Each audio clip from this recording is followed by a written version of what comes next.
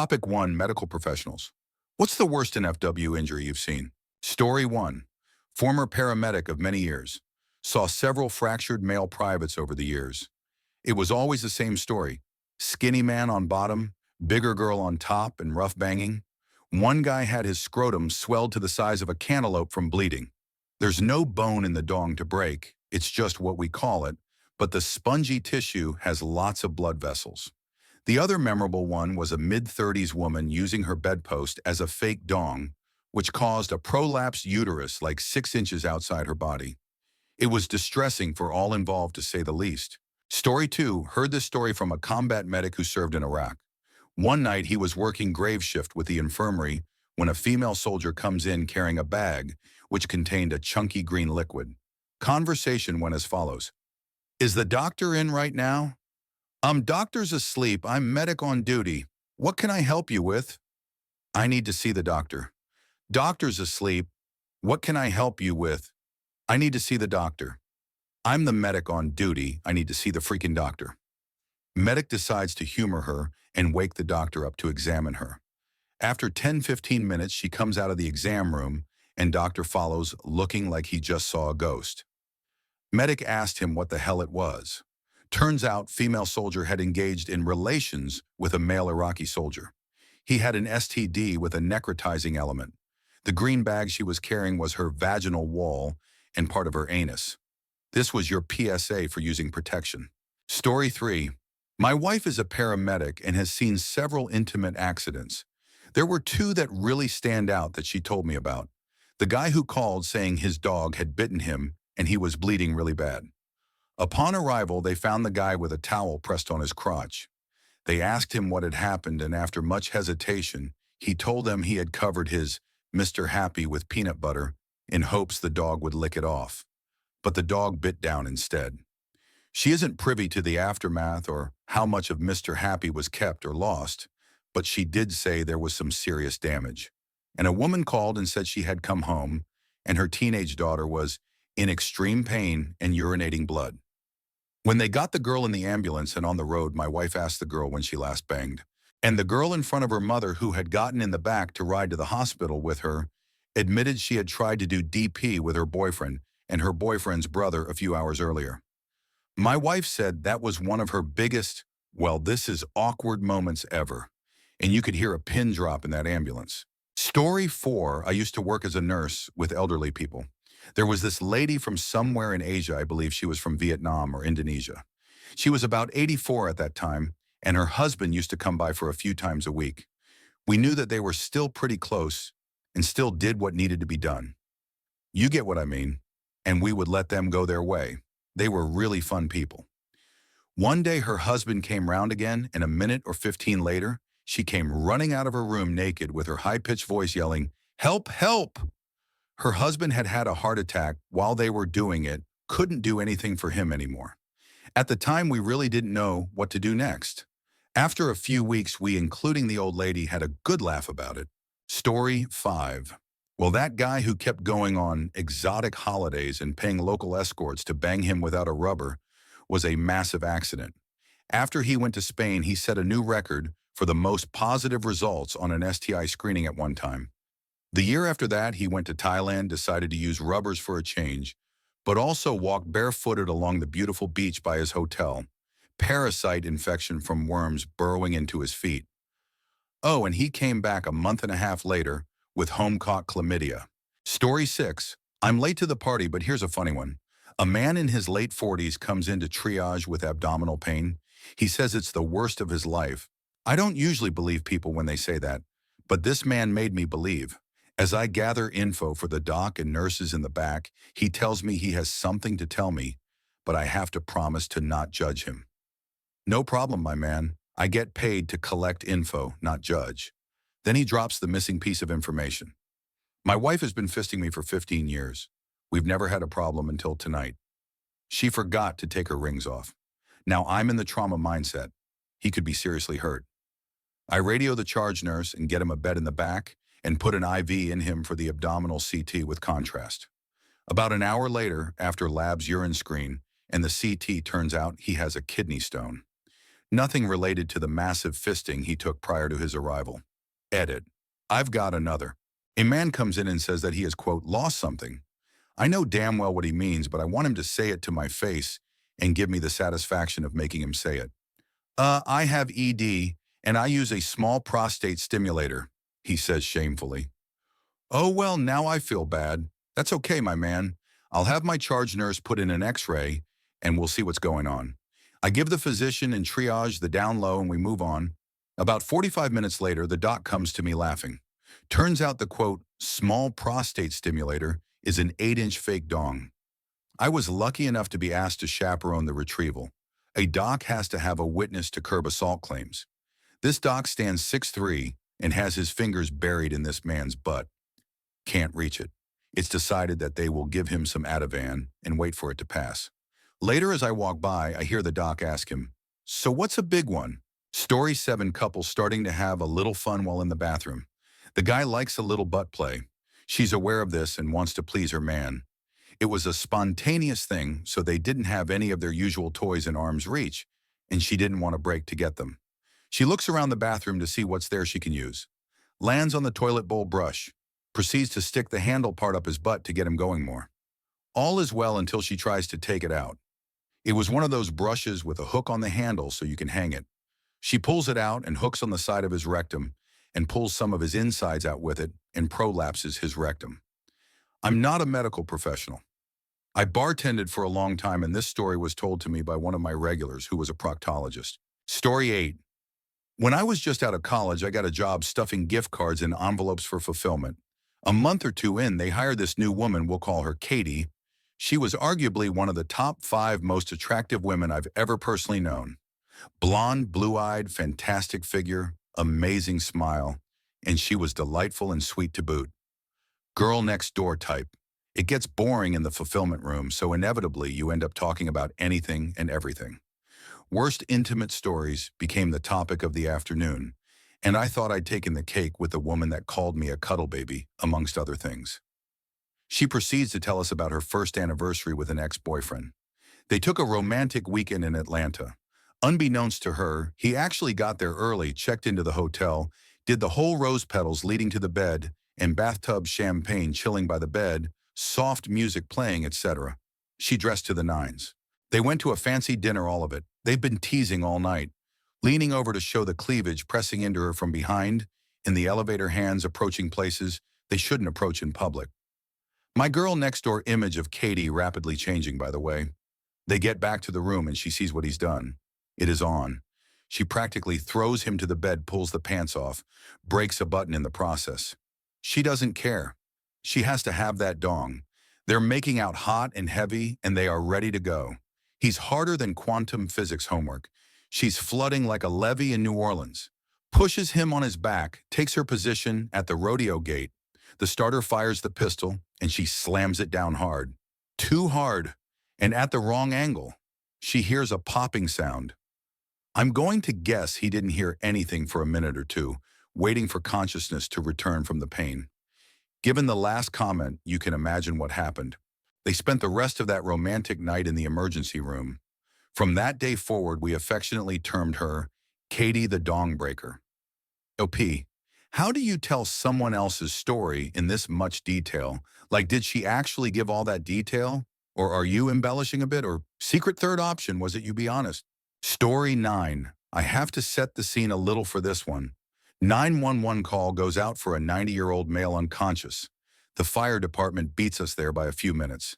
The captain meets with us in the hallway. He's laughing so hard.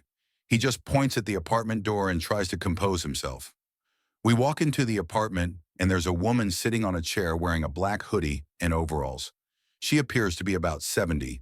She looks exactly like the witch in Snow White, doesn't say a word to us, just giggles and wrings her hands. We round the corner to 2 caregivers standing in the kitchen, shaking their heads. They say all these 2 do is drink champagne and chocolate milk and bang. Confirmed by the presence of multiple bottles of each in the fridge, as well as multiple unopened Meals on Wheels containers. We enter the bedroom where a 90-year-old man is on the floor, obvious broken hip, but now conscious. He's wearing a blue velvet shirt and tight briefs. On said briefs, there appears to be a large quantity of brown matter. I asked if we have a code brown situation. Poop. The fire medic looks up at me trying not to laugh and says, "Oh no, it's just chocolate.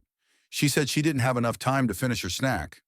These two wild and crazy kids reportedly have multiple rounds a day, usually involving candy of some sort. Today he stood up between rounds, fainted, and broke his hip. We got him sorted out and off to the hospital. After dropping him off, I returned for a signature to find the nurses at the nursing station howling laughing. Turns out that he had some hard candy stashed in his taint because, quote, sometimes she needs a little extra incentive. He also propositioned the nurse and asked the doc to refill his Viagra prescription. Story 10. While I was working in an ICU military hospital was an LPN, we had a heads-up call from the ER. Told us briefly about the situation, but offered no details.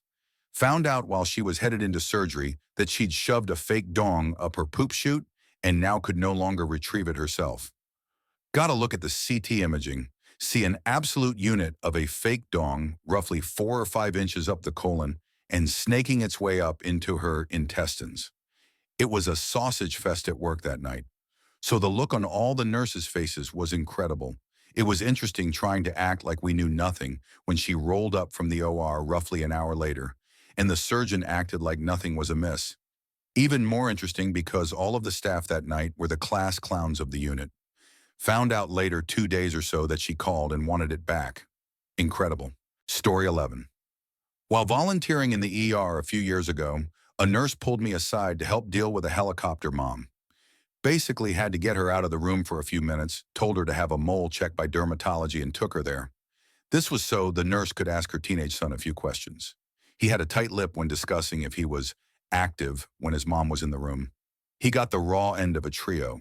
Gonorrhea plus chlamydia plus crabs. Apparently neither of his partners showed any symptoms, so he thought it'd be fine for them to not use any protection. Girls were on birth control, which by the way is a bad idea anyway. But wait, there's more. Fast forward to 2 weeks ago. First day in an UER, guy comes in with a pierced dong or what was one. You see he was banging his girlfriend and it caught on her piercing. He panicked, they both fell off the bed, and the piercing was ripped from the guy's dong. Girlfriend came out of it basically fine. Just have to remove the piercing and the flesh left on it and clean off the blood. Story 12. A little late to the thread, so I'm not sure this will get much traction, but this for sure is the most memorable moment of medical school. I'll be graduating in the next few weeks. I've posted about this several times, and not exactly intimate related, but it can be in some cases. Treating a priapism will forever be burned into my mind. For those who don't know, a priapism is an erection that cannot subside on its own for several hours. It can be due to damage to the spinal cord, sickle cell anemia drugs, etc. They need to be treated right away so as to not become necrotic from lack of oxygen. This guy had no risk factors, but for some reason just started getting them. He had 3 in the past 4 weeks. So when he walked in, he was like, ah, crap, here we go again. The ER doc I was working with, I'm a med student at the time, had only ever drained one before, but he thought it would be good practice for me to treat this fairly uncommon medical condition. At least he had only treated it once, so somewhat rare. I'll never forget the look in that guy's eyes as I held his erected dong in one hand and then immediately stuck a needle in it. Story 13. Not medical staff, but my buddy and his wife engaged in some butt exploits. They both had a lovely time, I'm told. The next day, his privates swelled up like a balloon. He went to the clinic some days later, thinking he might have an STI as the swelling got worse with an intense burning sensation while urinating that progressively got worse as well. The clinician sent him to the ER. It turns out he got some hot pepper seeds stuck in his urethra, and they needed to take it out. Hilarious and unfortunate, but they're both okay now. Story 14. Friend of mine dated a radiologist. Once he went to pick her up, and she was still holding back tears. Long story short, guy had managed to fit his whole hand up his own butt. As you can imagine, this was an awkward feat. Had almost torn muscles and shoulder and back to do it. Being so awkward, he rolled off the bed and broke his wrist.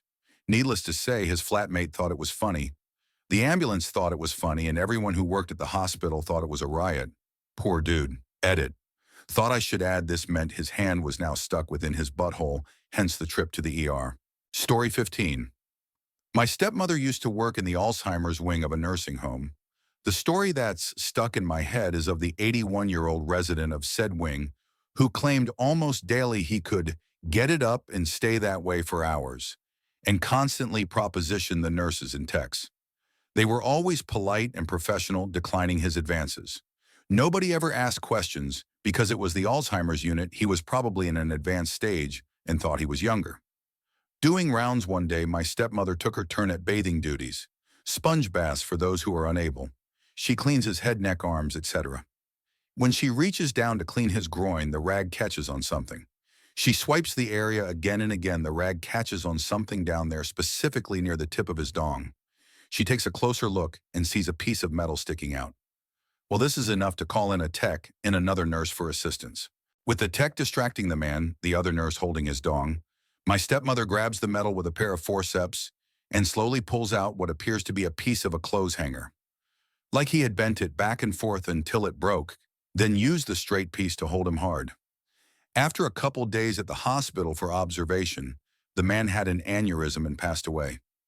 Whether or not it had anything to do with his affliction, they aren't certain. Story 16, nursing student here, not a super big wow story, but here goes.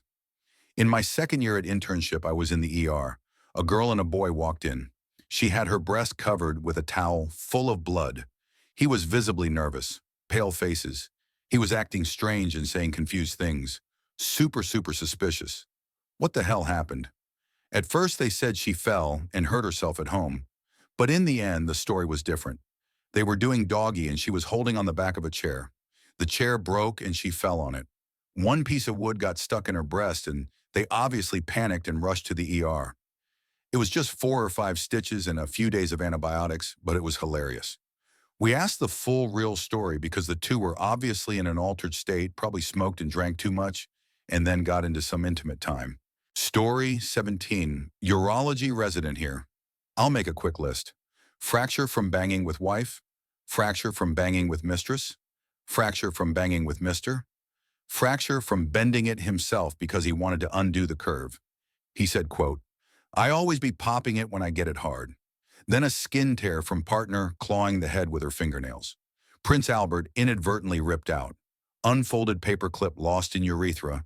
Staple lost in urethra. Drinking straw pushed into bladder. Ruptured testicle. And I tend to not get called for the butt stuff. Story 18, paramedic for about 1.5 years now. One day me and my partner responded to an unknown medical problem. Those are never fun. So we get all our equipment on the stretcher and wheel it in case the crap hits the fan, and there's no running back and forth, right? So I walk in the house and yell out, "EMS, anyone here?" And I hear a gentleman who sounds middle-aged call out from the back room, "I'm here. Are there any women with you?" At this point, I look at my partner and ask, "Has anyone ever asked that and it wasn't screwed up?" He shook his head no, and I answered, "No, sir. We're 2 men. If you want, we can get a female officer or EMT to..." And he interrupts me with, "No, I don't want any women to see me right now." So instant thought was, he broke his dong or got stuck in something. So we walk into the room and this man is butt up on his bed with the phone next to him with a wine bottle shoved up his rear. He claims he does this for some personal time, but this time he heard cracking and called 911. So to wrap up a long post, I had to transfer this man, butt up on the stretcher, and cover him up to go into the ER, which wasn't fooling anyone. And I had to explain to some nurses what happened. Topic 2, medical professionals of Reddit. What's the worst frisky-related injury you've seen at your workplace? Story 1. I used to work weekend night shifts, had a younger girl come in one weekend. Despite her age, she had a hip replacement and it was dislocated. ER put it back in and away she went. Next weekend, she's back again, same thing. 3rd weekend in a row, and there she is. Finally, I ask her what she's doing to dislocate her hip, and she says her boyfriend keeps bending her leg back too far during banging. I told her to try different positions. Story 2. Janitor heated petroleum jelly and injected it into his dong with a syringe. He was trying to make his dong bigger. He added more. Other janitors saw him and decided to do the same. So turns out, with nowhere to go, petroleum jelly forms, granulomas under the skin, which get infected. Word was the tip of his dong, and the base wouldn't get hard anymore, only the middle. And abscesses formed, resulting in what was described as The dong looking like maggots had bored tunnels through it. Janitor 1 was hospitalized for several weeks. As for Janitor 2, he ended up with several ulcerating wounds in his pelvic region. You could stick a finger in them, they were that big. Apparently injecting your dong with petroleum jelly is fairly common. Some girls have also attempted to inject their breasts to give themselves implants. It has led to deaths because bits and pieces of it can dislodge and travel to the lungs. Don't do it. Story 3. My stepdad is an ER doctor in the hospital in the city I was raised in. There was no place else to go when the frisky swing my idiot boyfriend hung on drywall ceiling came crashing down and I broke my tailbone. He was also there 6 months later when that same boyfriend let go of my hips as he was going at me pretty hard from behind, sending me over the edge of the bed and headfirst into a desk. Story 4. Nothing worse than fake dongs vibes and other objects stuck where the sun don't shine. One chap did say that he likes sticking things up his butt, and that's fair enough. But the strange excuses are usually the most entertaining part of it. Worst genital injury was a guy who drilled his scrotum with a cordless drill doing DIY. Don't secure your workpiece between your knees if you want to be sure to keep both testes, gentlemen. Story 5. Back in medical school, I was on a surgery rotation with a classmate. Our first day, we got split up into groups. By chance, my first case was an appendectomy. His first case was helping deliver a jewel-encrusted fake dong from the rectum of a 250-pound guy. He was at the business end when it crowned and was responsible for catching as the surgeons pushed from above. Sounds like your friend got shafted here. Am I right? Story 6. Broken dong. Dude's testes were the size of grapefruits. I assume the internal pudendal artery was pumping blood into them from somewhere. Was an MA then now in med school. Was a neat injury, but nothing we could do for him in urgent care. He needed surgery for sure. Did see a bottle stuck in a rectum x-ray as well. I'm not one to judge, keep on freaking on, but do not put glass in your butt, please. Story 7. Dude stuck a pencil up his dong. Wood is porous. It got stuck for a day. He couldn't pee around it, and initially, that's what his complaint was. Urinary retention. Finally in the exam room when the doc asked him, what the hell was up with the eraser sticking out of his dong? Did the guy fess up? He ended up needing surgery.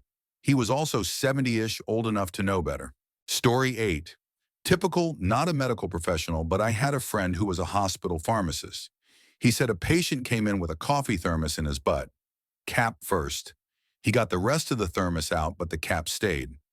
After a couple days, he finally decided to go to the hospital because he couldn't get it out. The cap ended up festering bacteria, and he had part of his colon removed. Now that guy's in his 30s with a colostomy bag. Story 9. A coworker was getting divorced. One night, his soon-to-be ex called about something, and she could tell he was having a bad day.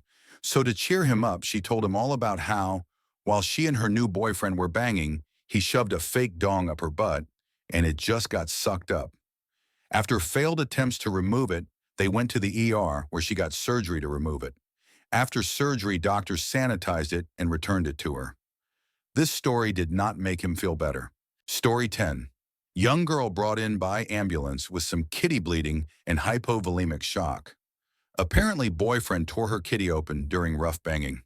Couldn't get many details about what really happened. So we had to guesstimate the extent of her injury and spent time getting tests. Well, it was a laceration along one side of her kitty with severed artery which caused bleeding into tissue surrounding her kitty and uterus, leading to a huge hematoma in the soft tissue and pelvic cavity. When boyfriend came into the ER, he had a smirk because he thought he banged so good his girlfriend passed out. But when we gave him the news, he looked like he would probably pass out right then and there too. Story 11. My family is constantly in and out of our local ER.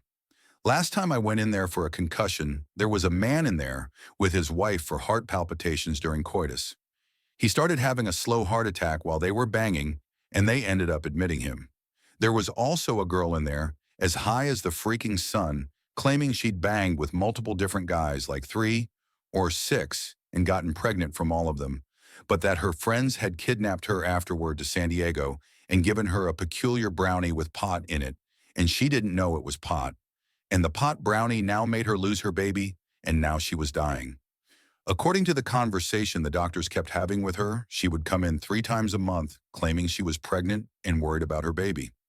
Each time they tested and all tests proved negative. She started her period, and it caused her to insist she had lost the multiple men's baby and that the pot brownie in San Diego was at fault 3 days before. She started wailing when they gave her meds to calm down, claiming that they were unaliving her baby with pot in injections, saying that she would call up her friends who kidnapped her and forced her to eat this deadly pot brownie as proof. I'm not sure what ended up happening to her and her apparent psychotic break, but I'm hoping they got her some help because she was clearly out of it. Story 12. Worked at a physical therapy clinic for years. 78-year-old man herniated a disc in his neck going down on his girlfriend. He was a longtime patient and friend of the therapist, so we got the whole story. Our patient was old, rich, and single, and loved all the sleazy bits that came with it. One day, his 39-year-old girlfriend asked him to return a favor. So patient goes down on a woman for the first time ever at age 78. Not really knowing what he was doing, he went at her like a dog drinking water, his words. A few moments later, he felt a pop, and his arm went numb. He came to us with a nearly useless left arm after about 2 days. My boss was laughing so hard during the eval that I went into the treatment room to check on him. Patient insisted I stay and hear the whole story. He actually died a couple months later from something unrelated. I miss that crusty old bastard a lot. Story 13 was working in ER rotation at a major DC hospital while getting my EMT. I wasn't around at the onset, but a gentleman came in complaining about swelling down there, and a nurse gave a cursory look. She immediately took him to a private room, closed the door, and came over to tell us what was going on. The guy apparently liked the feeling of weight on his balls when he got off, so he had put his dong and balls through the center of a 5-pound weight plate like you would put on free weights and gotten off. He then fell asleep, and 5 hours later he woke up swollen and unable to pull himself out of the weight. He had somehow taken public transportation or walked with a 5-pound weight plate in his pants all the way to the hospital. We spent the next 30 minutes trying to reduce the swelling by putting crushed ice up against him without success. Finally, the charge nurse called DC Femmes to get assistance from the heavy rescue squad to cut through the plate. We took the guy into the psych room, closed the door, and proceeded to cut it off. It being the weight, not his manhood. The entire time having to keep applying more ice to the plate so that it didn't become hot enough just to cauterize his groin. The other patients really didn't appreciate hearing a buzzsaw screaming and seeing all of the ER staff giggling. Of course, the poor guy also had to deal with a constant stream of doctors, nurses, techs having to go in there to check on something and see what it was all about. Story 14. I'm not a medical professional, but worked as a physician, scribe in an emergency room for a year, and here is my best to worst. We had a patient come in one night around 2:30 or so, our favorite time since bars close at 2. Charts say 58-year-old male with his chief complaint is a foreign body. Okay, cool. I'm thinking maybe a bar fight where me being a student gets to see something awesome up close. Go into the room with the physician, and it's a guy in an all-khaki trench coat. I imagine that was it. The day I died from a terrorist. Not during my deployment to Iraq, but in a freaking hospital by an old dude. We ask him to have a seat on the bed, and he says he can't. Yes, this is heading where you think. In talking, he says he has one inside of him. When we ask him what, he opens the coat and pulls out a large bottle of natural ice beer. The brown bottle. It's as big as a goddamn 1 liter of Coke. Glass. The doc asked which end he inserted first, and of course it was the bottleneck first. So once he got it deep enough, schwump, and his colon said mine. Nothing like having to go to emergency surgery in fear of a glass bottle being crushed by your colon. Aside from that, my runner-up was a 17-year-old male with an iPhone up his butt. 17, man. If you're into butt stuff, just use toys and do so with care to not push the limits, please. Story 15. So way back in medical school, all of us had to do a 2-month rotation in OBGYN. This rotation was split up into a few weeks of labor ward and a couple weeks of the OBGYN ER. Our major county hospital had a small separate ER just for pregnant women and those with purely gynecologic complaints to relieve some pressure off the medical and surgical ERs.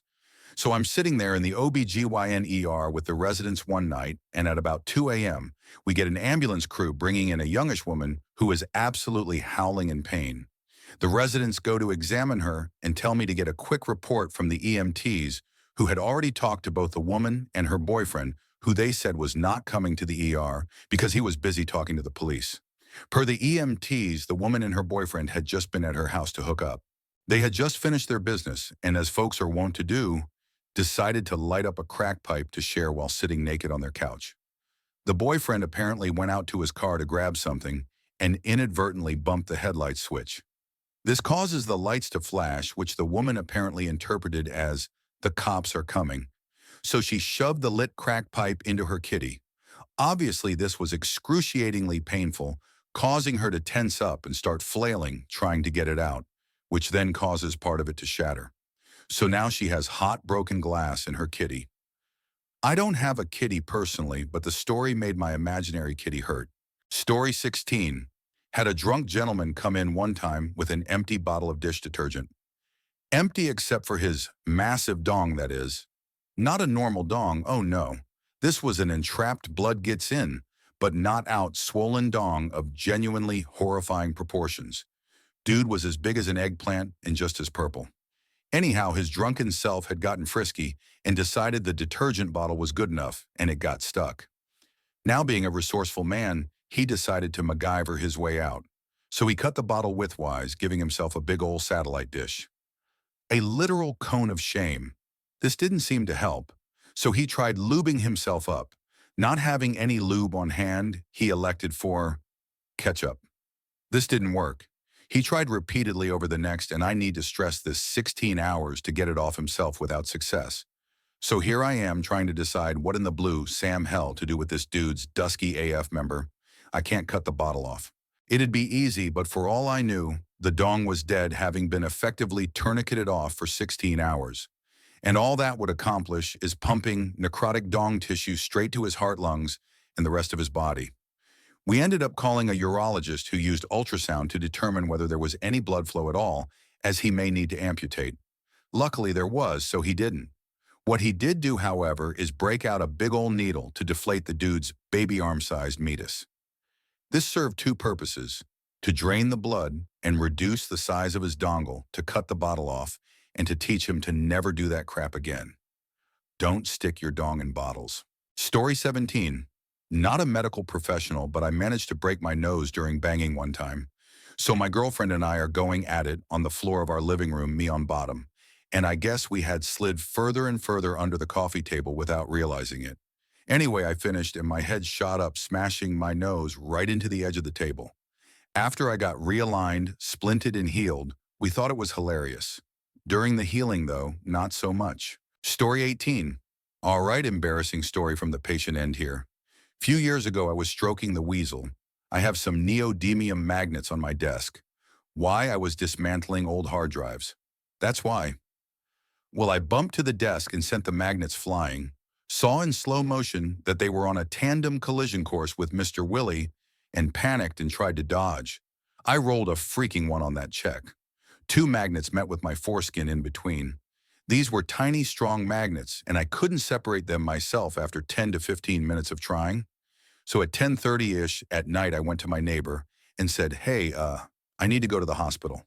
And he said, "When? Now?" Okay, man. And we got to the ER, and I checked myself in. When I told the nurse what was wrong, he lost it and cracked up. I rolled my eyes and said, yeah, whatever. Just get them apart, okay. Guess who didn't know hemostats were magnetic, both of us.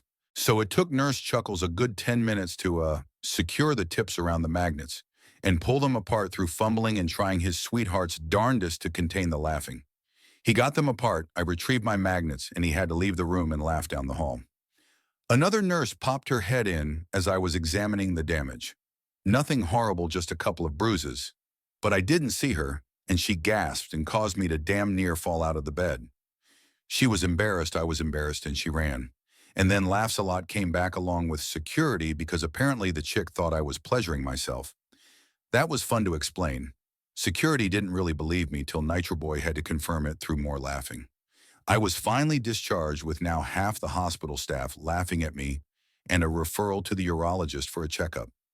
I never did tell my neighbor the truth about that trip. Maybe it's about time I do.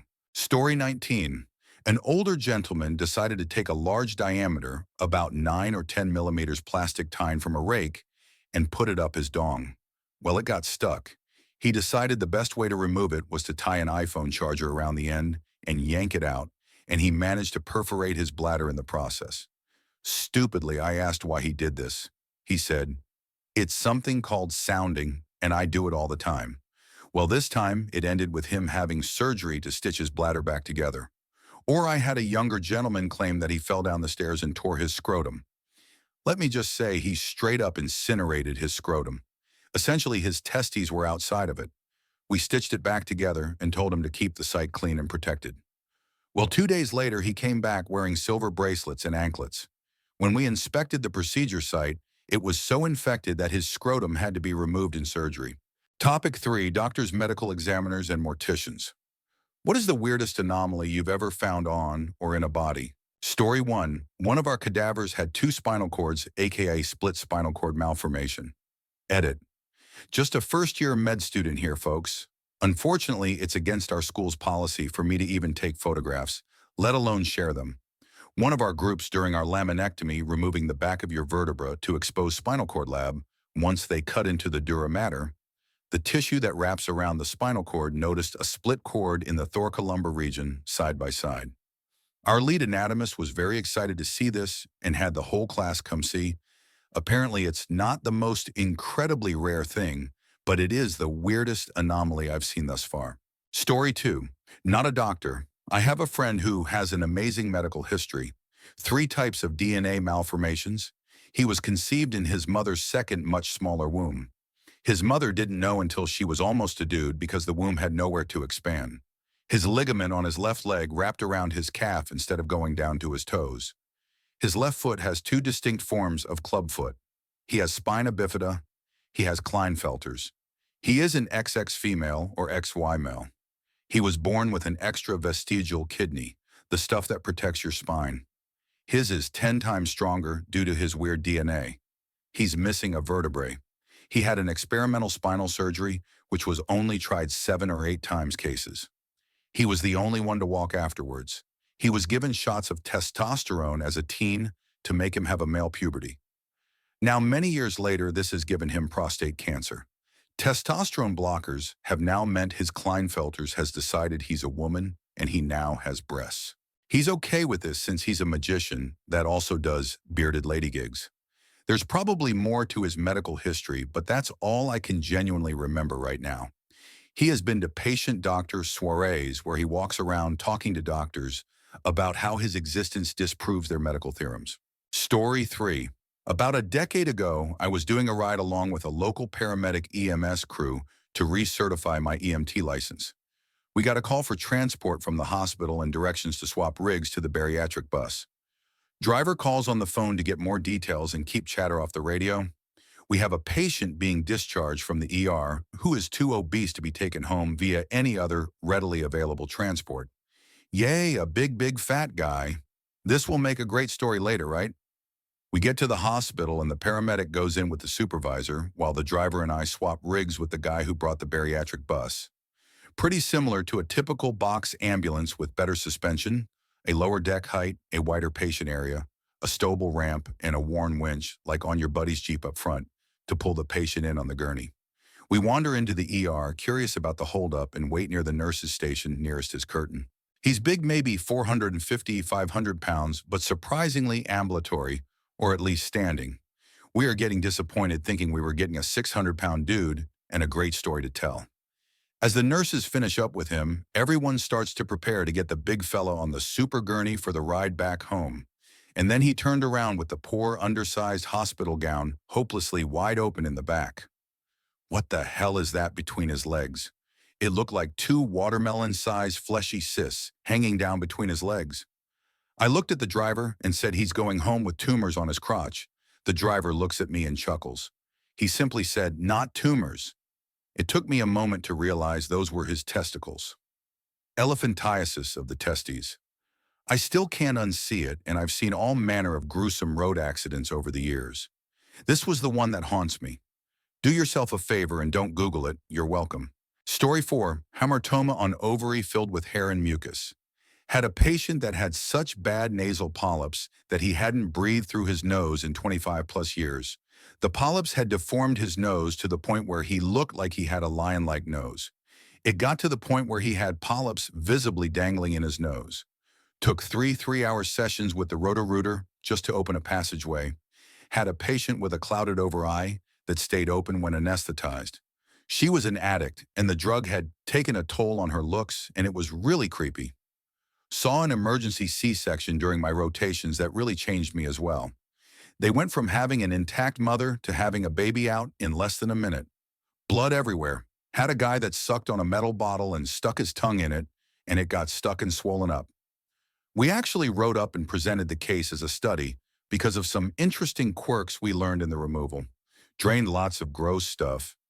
Before med school, I interned with a physician at an Eastern medicine clinic in Mexico that did colonics. That was gross. People don't clean themselves well. Lots of corn came out of people, the drain tube was see-through, and you just don't know where to look. There's nowhere you want your eyes to rest, especially don't look the patient in the eyes. Story 5. Not a doctor, but my dad's story is too weird not to share. We were at the dentist getting our routine cleanings. Dad was the last to go, and apparently their sterilizer left the inspection mirror a bit loose in its housing. While looking at my dad's teeth, the mirror fell out and plopped in the back of his throat. Startled, he swallowed and it was gone. The dentist freaked out, worried he might have breathed it in, and now has a piece of glass in his lung, so he sent us to the nearest hospital for x-rays. Knowing it's a weird situation, he wrote out a little note on office letterhead. We show up to the ER, Dad goes to the desk and says, "I was at the dentist and swallowed their mirror, I need a chest x-ray," and the nurse practically falls out of her chair laughing. He hands her the note from the dentist and she calmed down and handed him the paperwork. Eventually they get around to giving him an x-ray and spot a nice round mirror in his stomach.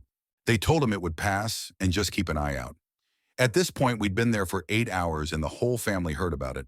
My aunts would pretend to check their makeup while staring at his stomach, and my uncles asked him if he had redecorated their bathroom every time he took a crap. He still hasn't lived it down. Story 6. She isn't dead, but this week I saw a patient with endometriosis in her lungs.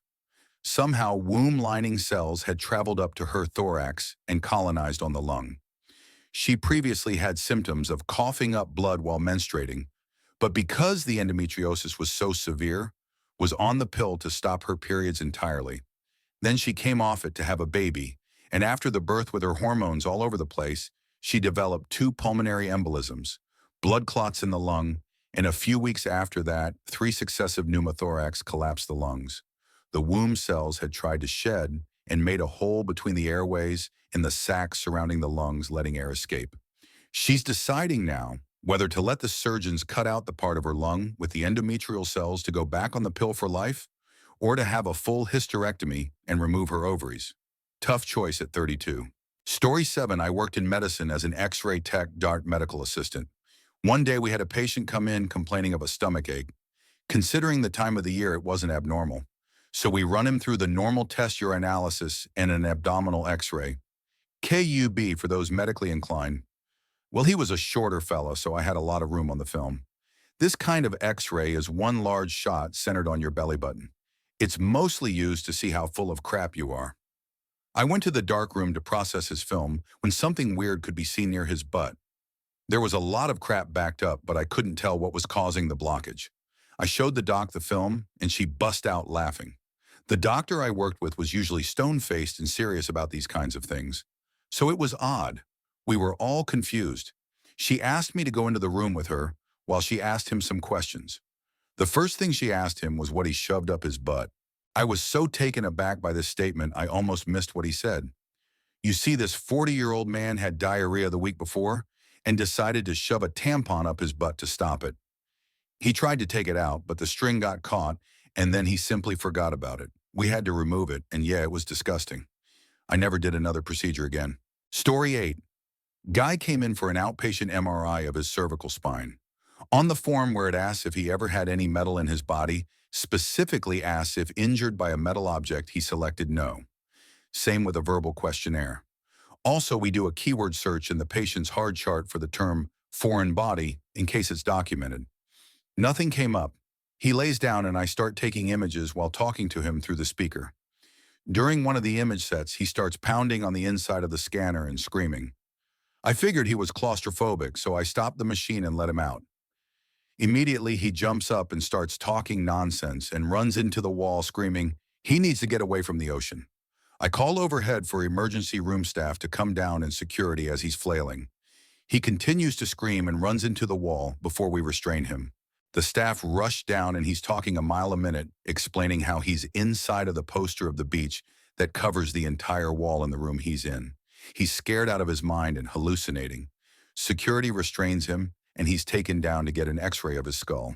There was a BB in his frontal lobe. It had just enough ferrous metal left in it to travel a few millimeters in his brain. In the emergency department, he kept trying to escape and was very fast. While unrestrained, he got up, somehow convinced the guard he was better. Patient bolted out of his room into the main hallway. A code was called for a lost patient. For over an hour, nobody could find him until a nurse looked into a large storage closet. Poor guy was found in a pool of blood. He crashed into a large mirror that was leaning on the wall and had severe lacerations of his neck, face, and arms. Efforts were made to transfuse him, but it was too late. Still haunts me how a simple BB from 40 years earlier could do that. Discovered his brother accidentally shot him with a BB gun when they were kids. Story 9. One of her patients, an older man with a Down syndrome, among other diagnoses, appeared to have extreme abdominal pains that lasted for weeks. They did several tests and tried some medication, but the pain wouldn't stop. He also suffered from constipation and stopped eating altogether at some point. The source of his troubles remained a mystery for almost 2 weeks, and the doctors were starting to get desperate. Then suddenly, one afternoon, my boyfriend's mom got a call from her clinic. She's the head of the department, so they let her know when something important happens, while she's not on duty, saying this man had finally been able to go to the toilet, and among some stool was a blue latex glove. Over the following days, he passed about 20 of these in total, and he felt better and better. Luckily, started eating again. Most likely, he had somehow been able to steal the gloves from the cleaning lady's cart and ate them without anybody knowing or seeing, causing the gloves to get stuck in his intestine while absorbing his digested food, filling up like a little poop balloon in his stomach. This really is one of the weirdest stories I've ever heard, but my boyfriend's mom said he'd been known for eating weird stuff, like one time he ate a t-shirt. Story 10. Not a physician yet, but my mom was in the hospital. She had a horrible reaction to 5-FU chemotherapy for colorectal cancer. She became neutropenic, extremely weak, slowly developed toxic metabolic encephalopathy with cerebral edema and posterior reversible encephalopathy syndrome. She had to be intubated and was at constant risk of infection. She was in and out of ICU for about 3 months. Complete crap show. And at the time, I was getting ready for my first year of medical school, so this is my first taste of real clinical medicine. What's really nuts about this situation, her immune system came back eventually. Brain swelling went down, and metabolically, she was stable, but she was unresponsive. MRI didn't show any lesions or anything that would explain her neurological symptoms. After 2 weeks of her not being able to respond or move her neurologist off a hunch, did a test for myasthenia gravis, enacted something transferase levels, I believe, and came back with 4 times the normal amount, a very large result. Treatment was started, and she was back to moving, and talking obviously needed intense rehab. What everyone thought was just a normal progression of having severe neurological problems was just an autoimmune disease that she didn't have before taking 5-FU. Apparently, when your immune system comes back, it can come back abnormally and screw all kinds of stuff up. Scary 6 months, but made me realize doctors really know their crap, and they do so much for their patients. Gave me the extra motivation for school. Story 11. I used to teach human anatomy. Weirdest cadaver we ever had come in with cause of death, listed as chronic obstructive pulmonary disorder. Very common for our cadavers. Once we opened him up, we discovered a lot of weird crap. We had a baseball-sized tumor right at the curve between his ascending and transverse colon, which screwed up both sections. His liver was malformed and tilted posteriorly. We never found his gallbladder, but there were still cystic ducts, so I'm not sure if the tumor wrapped around it or he's had it removed. He had a number of cysts on his kidneys, including one the size of an overfilled water balloon that was filled with a dark green fluid. The kicker, though, was a massive aneurysm at the end of the abdominal aorta. It was the size of a duck's egg. It was so big when I first saw it, I assumed it was a tumor on his spine, not an aneurysm. It was also full of plaque like a centimeter thick on the entire arterial wall. The problem with getting cadavers for teaching is that we get limited medical history. There was a lot of shrugging from me when my students asked why something looked weird. Story 12. My husband worked reception at a local hospital a long time ago, and there were several notable patients in part due to being the hospital that mental patients and prisoners from the local jail were taken to for medical issues. There was a frequent flyer mental patient that liked sticking things in his pee hole. He uncoiled a wire coat hanger and inserted the wire into himself. He had so much of the hanger in his body that it was all the way up into his bladder.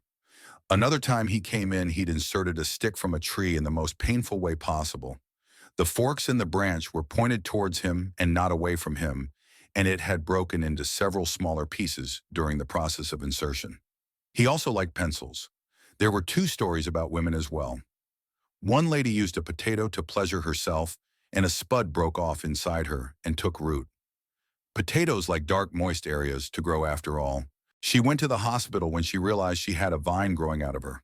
The other lady went to the ER because she was embarrassed to go to her GP. She had this stench that was horrid, and no matter what she tried, she couldn't get it to go away. It turns out that she and her boyfriend liked food play, and about a month prior, he'd inserted cherries. The problem was he didn't count how many went in versus how many came back out. The smell was from forgotten cherries inside of her. The last one is kind of a legend in our city. Guy walked into the ER with a giant chef's knife sticking out of his head. Perfectly coherent, no altered mental state, but a lot of blood. His wife stabbed him in the head, and she did such a great job at it that she hit the gap between the two halves of his brain, somehow missing everything that could have caused the damage or ended him. He's actually known around our city now at the various hospitals because he thinks that the world owes him painkillers due to that stabbing years ago. He's actually an entitled jerk who flat out demands attention when he walks into the ER, and sometimes even has the x-rays with him to brag about it. He's now divorced, and most medical professionals who have encountered him wish that his wife had worse or better aim. Story 13. I work as an undertaker at a funeral home. I do embalming, cremation, and other typical funeral home things. One day we had a man kinda overweight but not obese come in, and the paramedics warn us, it's bad, we should be aware in advance of the severe injuries. I'm thinking, yeah, okay, I've seen it all. We pull back the sheet and I almost passed out right there. He was a mess. This man obviously died a horrific death, and when we go to pick him up, he almost pulls in half. I guess we hadn't noticed from all the fat, but he was practically cut in half and had wooden fragments sticking out of him. There were guts and everything just spilling out along with the wood. We finally get him on the table, sew him up in balm, etc., and we kept wondering, what is this wood? Finally, after what seemed like forever, we get him cleaned up and removed all the wood from him and put him in the morgue. After we later find out that this man was in a horrific accident and had fallen over 15 plus feet into a wooden table, and somehow it cut him practically in two. My memory's a little hazy on what he fell from and what he was doing before he fell through. This was a little over 2 decades ago, back in 1998. Story 14. Radiologist working with ER imaging here. I've seen plenty of weird stuff. Prison inmates fight, one comes over with a toothbrush sticked all the way into his ear. Girl arrives walking and complaining of being shot in the head. Small wound at the back of her head, bloodied hair, normal neurological tests. Turns out she was really shot, and the bullet transversed her cerebellum and stopped at the temporal bone. Girl with psychiatric condition eats any small object near her. We have at least 24 different exams of her. One time she ate 3 pencils and a screw. Endoscopist found 2 pencils in her stomach and a lesion on her esophagus. The 3rd pencil penetrated the esophagus wall and was stuck there. 7th floor fall with broken legs and nothing more. Old man with jaundice. MRI was inconclusive due to metal artifact. He reported being shot in the belly when young, but doctors removed the bullet. An X-ray and an old-school cholangiogram showed a fragment of the bullet in main bile duct, probably migrated after years. Lots of weird malformation on stillborns and newborns. And this isn't surprising for doctors, but had 16-year-old girl undergo MRI due to absence of menstruation. She had testicles instead of ovaries called androgen insensitivity syndrome or Morris syndrome. That's just off the top of my head. I wish I could travel back in time and tell younger me, your job is going to be awesome. Don't worry about the endless study hours. ER imaging is that cool. Story 15. Not me, but my mom is a nurse. So they had a guy come in for abdominal pain actually unrelated to what they found, with a button on the outside of his intestines, just chilling between muscles. So they take the freaking x-ray machine because the guy's never had a surgery in his life. No tears in intestines or stomach, nothing wrong with it, no button in the thing. But then they use a different one. Same freaking thing. Now they had a non-functioning x-ray machine and several upset x-ray techs. The kicker. It looked exactly like a doctor's button. He claimed to have never ate one.